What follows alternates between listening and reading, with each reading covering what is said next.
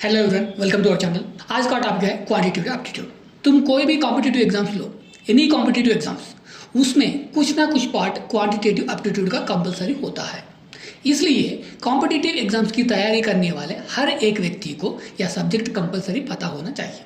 So what is quantitative aptitude? Simple, किसी भी mathematical and numerical problems को पहले समझना, एनालाइज करना और सॉल्व करना, वो भी बहुत कम टाइम पे और एक्यूरेट तरीके से। This is called quantitative aptitude. यह क्या करता है? एक पर्सन की स्किल्स को मेजर करता है। सो नंबर्स पर या लॉजिकल कैलकुलेशंस पर काम करने समय एक पर्सन की स्किल क्या है, डेटा को कैसे इंटरप्रेट कर रहा है एंड मैथमेटिकल रीजनिंग को कैसे सॉल्व कर रहा है, यह सब मेजर करता है। In simple words, quantitative aptitude test करता है कि तुम कैलकुलेशंस को कैसे परफॉर्म कर रहे हो, न्यूमेरिकल इन्फॉर्मेशन को कैसे एनालाइज कर रहे हो, मैथमेटिकल प्रॉब्लम्स को कैसे सॉल्व कर रहे हो एंड डेटा या ग्राफ्स को कैसे इंटरप्रेट कर रहे हो। इसलिए it is the most important section in competitive exams, job recruitment test and aptitude assignments. First we will talk about meaning of quantitative aptitude. First of all, quantitative aptitude का meaning क्या है? A term दो words के मिलाकर बना है। First one quantitative और second one aptitude. Quantitative, what is quantitative? अगर हमसे कोई क्वांटिटी बनाने के कहे तो हम क्या करते हैं? नंबर्स में या सम मेजरमेंट्स में बताते हैं। So it is related to numbers, quantities, measurements and calculations. Next, aptitude. We know what is aptitude? Simply natural ability. Natural रूप से तुम्हारे पास जो एबिलिटी है, नेचुरल रूप से तुम्हारे पास जो स्किल्स है, किसी टास्क को परफॉर्म करने या किसी टास्क को सिखाने के लिए तुम्हारे पास जो एबिलिटी और स्किल्स है, ये है एप्टीट्यूड। सिंपल रूप से क्वांटिटेटिव एप्टीट्यूड मतलब ability to solve numerical and mathematical problems efficiently. Next, why is quantitative aptitude important? या क्वांटिटेटिव एप्टीट्यूड क्यों इंपॉर्टेंट है? Quantitative aptitude helps in problem solving. First thing क्या है? Problem solving. हम कोई प्रॉब्लम सॉल्व करते हैं तब क्या होता है? हमारी एनालिटिकल थिंकिंग इंप्रूव होती है, डिसीजन मेकिंग इंप्रूव होती है। सो इसकी इंपॉर्टेंस यहाँ है कि जब हम कोई प्रॉब्लम सॉल्व करते हैं तब हमारी एनालिटिकल थिंकिंग और डिसीजन मेकिंग इंप्रूव होती है। Second one, faster calculations. हम बहुत फास्ट कैलकुलेशंस कर सकते हैं। अगर हम यह सब्जेक्ट सीखते हैं तो किसी मैथमेटिकल ऑपरेशंस को सॉल्व करने में जो टाइम स्पीड करते हैं उसे रिड्यूस करता है, मतलब हम फास्ट कैलकुलेशंस कर पाते हैं। And third point, competitive exams. कोई भी जॉब ले लो, गवर्नमेंट हो या प्राइवेट, कॉम्पिटिटिव एग्जाम्स में कॉम्पिटिटिव एप्टीट्यूड के क्वेश्चंस कंपलसरी होते हैं। Next, professional growth. हम प्रोफेशनल रूप से बहुत ग्रोथ हासिल करते हैं। वह फाइनेंस में हो सकता है, बैंकिंग में हो सकता है, डेटा एनालिसिस में हो सकता है, इंजीनियरिंग में हो सकता है, मैनेजमेंट में हो सकता है, IT में भी हो सकता है। तुम कहीं भी जाओ, क्वांटिटेटिव एप्टीट्यूड वहाँ मौजूद रहेगा। उसकी वजह से हम डिफरेंट प्रोफेशनल जो है उन फील्ड में अपनी ग्रोथ इंप्रूव कर सकते हैं। Next, everyday life. Everyday life में इसकी इंपॉर्टेंस क्या है? हमारी एवरीडे लाइफ में बजट एनालिसिस, इन्वेस्टमेंट कहाँ करना है, डिस्काउंट कितना देना है या हमें कितना मिलता है, लोन लेने पर उसके कैलकुलेशंस क्या है, टैक्सेस क्या है और बिजनेस में रिस्क क्या है। सो हर बिजनेस में क्वांटिटेटिव एप्टीट्यूड इंटरनली होता है। सो अगर आप क्वांटिटेटिव एप्टीट्यूड सीखते हैं तो ये सब चीज़ बहुत आसानी से समझ में आती है। Next, where is quantitative aptitude used? हमने बात की कि इसकी इतनी इंपॉर्टेंस है, तो यह क्वांटिटेटिव एप्टीट्यूड हम कहाँ यूज़ करते हैं? First, government exams. Government jobs के लिए जो एग्जाम्स कंडक्ट किए जाते हैं उन सभी में क्वांटिटेटिव एप्टीट्यूड के क्वेश्चंस आते हैं। For example, IBPS PO, IBPS clerk, SBI PO, SBI clerk, RBI assistant, इसमें कोई भी एग्जाम्स में भी क्वांटिटेटिव एप्टीट्यूड का कंपलसरी क्वेश्चंस आते हैं। Next, SSC exams. SSC exams के लिए जो एग्जाम्स कंडक्ट किए जाते हैं उन सभी में भी क्वांटिटेटिव एप्टीट्यूड का क्वेश्चंस आते हैं। For example, SSC CGL, SSC CHSL, SSC MTS। Next, railway exams. Railway से रिलेटेड एग्जाम्स जैसे RRB, NTPC, ग्रुप D, इन सभी में भी क्वांटिटेटिव एप्टीट्यूड के क्वेश्चंस आते हैं। Next, same insurance exams. Insurance related exams जो भी है उनमें भी क्वांटिटेटिव एप्टीट्यूड होता है। For example, LIC AAO exam या NICL AO exam. Next defence exams, defence से रिलेटेड एनडीए, सीडीएस, एएफसी, इनमें भी क्वांटिटेटिव एप्टीट्यूड का यूज करना पड़ता है। नेक्स्ट इसी तरह प्राइवेट सेक्टर से रिलेटेड एग्जाम्स में भी क्वांटिटेटिव एप्टीट्यूड होता है। फॉर एग्जांपल कैंपस प्लेसमेंट्स में, आईटी कंपनीज में, बीपीओ और केपीओ में, इसी तरह कंसल्टिंग फर्म्स में, स्टार्टअप में, मैनेजमेंट ट्रेनी रिक्रूटमेंट आदि में। Next entrance exams, entrance exams में भी क्वांटिटेटिव एप्टीट्यूड होता है। For example CAT, MAT, XAT, CMAT, SMAP, GMAT, GRE, कोई भी एग्जाम ले लीजिए, उसमें क्वांटिटेटिव एप्टीट्यूड कंपलसरी होता है। तो इसमें मेजर टॉपिक्स क्या है? हम अभी तक क्वांटिटेटिव एप्टीट्यूड की बात कर रहे हैं। फर्स्ट ऑफ ऑल इसमें होता क्या है, सब्जेक्ट क्या है? सब्जेक्ट बात करना है तो फर्स्ट अर्थमेटिक की तरफ चलते हैं। अर्थमेटिक में क्या होता है?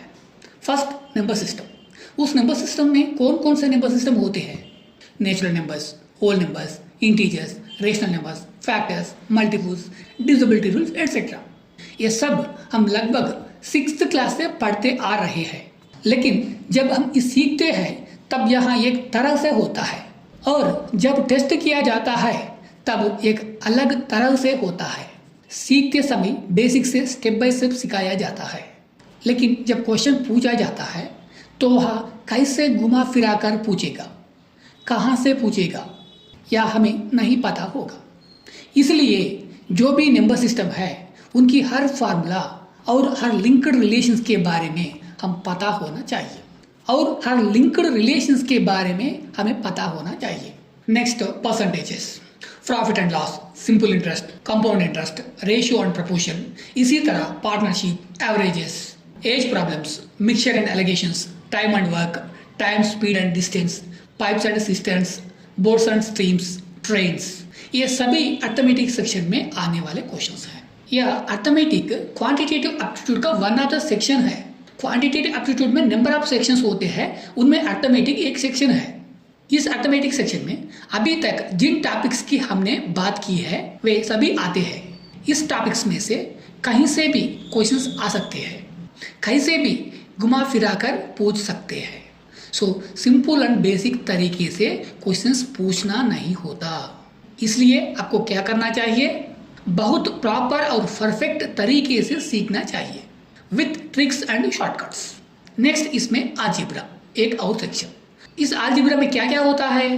Linear equations, quadratic equations, source and indices, logarithms, functions, progressions, ये सभी अलजेब्रा का पार्ट है। नेक्स्ट इसके बाद जियोमेट्री एंड मेंसुरेशंस, इन दोनों के अंतर्गत आने वाले lines and angles, triangles, circles, polygons, coordinate geometry, 2D shapes, 3D shapes, volumes, surface area. इनके साथ कुछ और सेक्शन भी है, data interpretation, next data sufficiency, next probability, उसके बाद statistics, next permutation and combination. ये सभी क्वांटिटेटिव एप्टीट्यूड के मेजर टॉपिक्स हैं।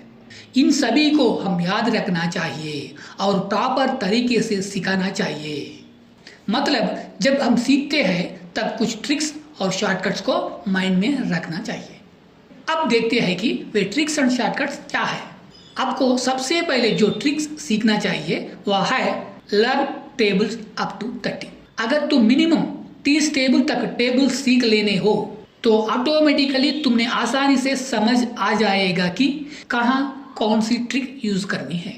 मतलब कैलकुलेशंस के लिए टेबल ट्रिक कैसे यूज करना है, यह बहुत आसानी से समझ में आ जाएगा। Next learn squares up to 50। Squares को 50 तक मिनिमम 50 तक सीखिए। इसी तरह क्यूब्स होता है 30 तक सीखिए। नेक्स्ट इसी तरह परसेंटेज कन्वर्सेशन ट्रिक्स। फिर ये कन्वर्सेशन ट्रिक्स क्या है? मतलब कन्वर्सेशन कैसे करना है, यह बिना बार बार कैलकुलेशंस किए ही तुमने पता होना चाहिए। फॉर एग्जाम्पल हमने 50% कहा, कन्वर्सेशन किस में करते हैं? डिसिमल में। 50% इक्वल टू 0.5। यह बहुत सिंपल एंड ईजी है, बट परसेंटेज में अलग अलग परसेंटेज होता है। अगर हम परसेंटेज की कन्वर्सेशन ट्रिक भी सीख ले तो बहुत टाइम सेव होता है। यह टाइम सेव होगा तो तुम्हारा टेंशन कम होगा। टेंशन कम होगा तो तुम प्रॉब्लम को बहुत आसानी से सॉल्व कर पाओगे। Next multiplication shortcuts. हमने यहाँ कहा या कि टेबल्स 30 तक सीखो। फिर उसमें शॉर्टकट भी होता है। अगर तुम्हें टेबल्स प्रॉपरली आते हैं तो शॉर्टकट को याद करना या अपना ओन शॉर्टकट क्रिएट करना बहुत इजी हो जाता है। फर्स्ट हमें सब्जेक्ट आना चाहिए। सब्जेक्ट आ गए तो शॉर्टकट रूल हम खुद भी कुछ क्रिएट कर लेते हैं। कुछ शॉर्टकट ऐसे होते हैं कि किसी को बताओ तो उसे भी आसानी से समझ में आ जाते हैं। Next most important part, divisibility rules. अगर तुम्हें डिविजिबिलिटी रूल पता है तो तुम्हारे बहुत सारा टाइम सेव होगा, क्योंकि यह बहुत बहुत इंपॉर्टेंट थिंग है। सो इन डिविजिबिलिटी रूल को आप जरूर सीखिए। मैं हर चैप्टर पर, हर टॉपिक पर वीडियो बनाऊंगा। मैं ये पूरा क्यों बोल रहा बोलो तो पहले हमको बेसिक आना, फार्मूलास आना, नेक्स्ट सब्जेक्ट इजी से इजी समझ होता है। बेसिक एंड फार्मूलास आए तो सब्जेक्ट को इजीली अंडरस्टैंड कर सकता है। नेक्स्ट इसमें सीखना है अप्रोक्सीमेशन मेथड। यहाँ अगर हमें किसी रॉन्ग आंसर को एलिमिनेट करना है तो अप्रोक्सीमेशन मेथड पता होना चाहिए। यह भी बहुत इंपॉर्टेंट है। इन सब के साथ डेली प्रैक्टिस बहुत बहुत बहुत इंपॉर्टेंट है। तुम एग्जाम कब लिखोगे यह इंपॉर्टेंट नहीं है। वंस तुम स्टार्ट कर दो फिर छोड़ना मत। आज नहीं तो कल, इस महीने नहीं तो अगले महीने, और अगर कहें इस साल नहीं तो अगले साल।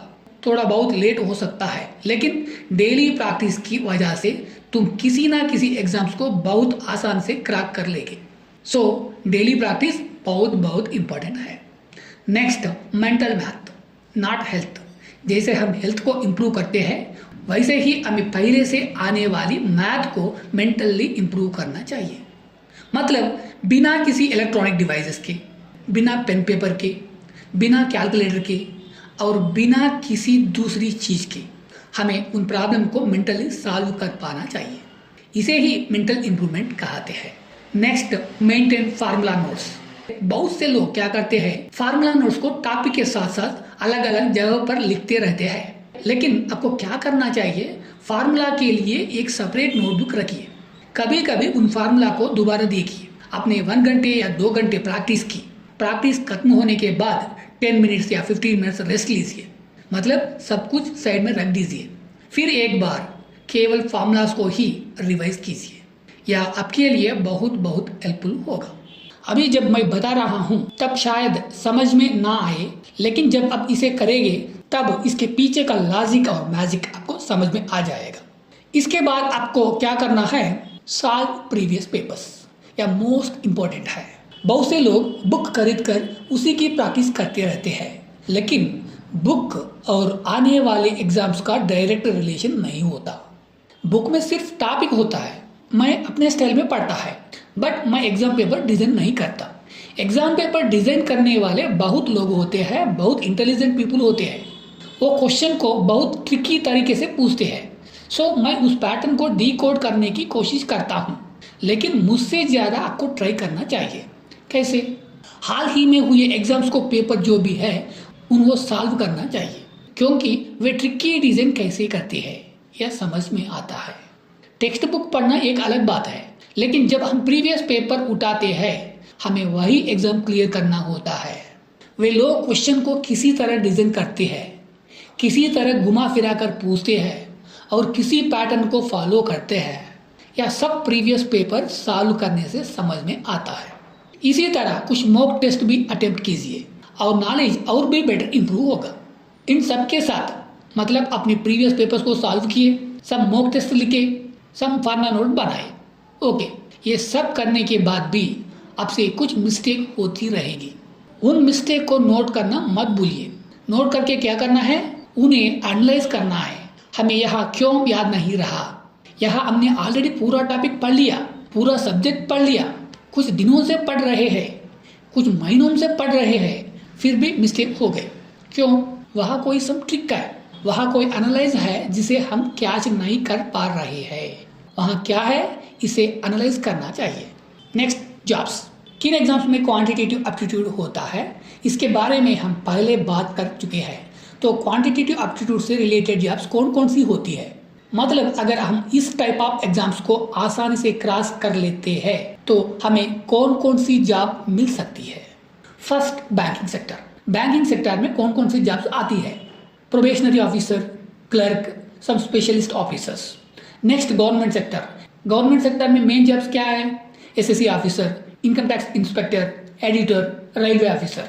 Next IT industry. IT industry में कौन कौन सी जॉब्स होती है? सॉफ्टवेयर इंजीनियर हो सकता है, प्रोग्रामर एनालिस्ट हो सकता है, क्यूए इंजीनियर हो सकता है। Next finance sector. Finance sector में finance analyst, investment analyst, accountant. इसी तरह अगर हम डेटा इंडस्ट्री में जाए, data analyst, business analyst, data scientist. Next management में एमबीए ग्रेजुएट रोल्स जो भी होते हैं उनसे related jobs, operations manager, project managers. Next consulting section. अगर कंसल्टिंग सेक्शन में जाए तो बिजनेस कंसल्टेंट, स्ट्रैटेजी कंसल्टेंट और डिफरेंट प्रकार की जॉब्स। इसी तरह की बहुत अच्छी जॉब्स भी हम हासिल कर सकते हैं। Next final summary. Quantitative aptitude is the mathematical and numerical reasoning section used in almost every major Indian competitive exams and corporate recruitment process.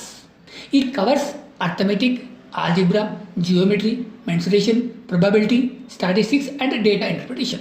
Strong quantitative aptitude improves problem-solving ability, career opportunities, and exam performance. The key to mastering it is consistent practice, formula revision, mental math, and mock tests. This is our video. Thank you for visiting and next हम इससे related हर एक topic को next video में cover करेंगे। Thank you.